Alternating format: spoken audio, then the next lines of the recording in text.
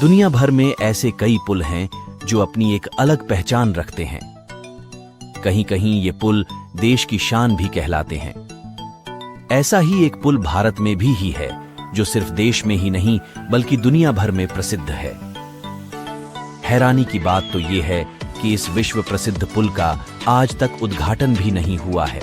BBC की report के मुताबिक 19वीं सदी के आखिरी दशकों में ब्रिटिश इंडिया सरकार ने कोलकाता और हावड़ा के बीच बहने वाली हुगली नदी पर एक तैरते हुए पुल के निर्माण की योजना बनाई। ऐसा इसलिए क्योंकि उस दौर में हुगली में रोजाना कई जहाज आते जाते थे।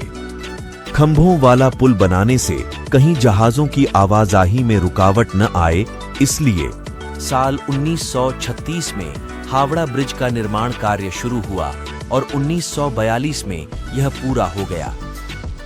उसके बाद 3 फरवरी 1943 को इसे जनता के लिए खोल दिया गया।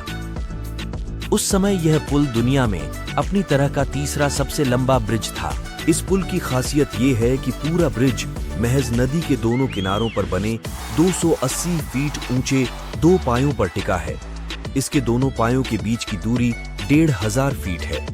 इन 2 पायों के अलावा नदी में कहीं कोई पाया नहीं है जो ब्रिज को सपोर्ट कर सके।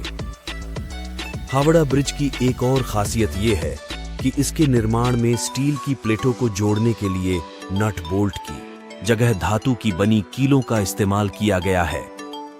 साल 2011 में एक रिपोर्ट आई थी जिसमें यह बात सामने आई थी कि तंबाकू थूकने की वजह से ब्रिज के पायों की मोटाई कम हो रही है।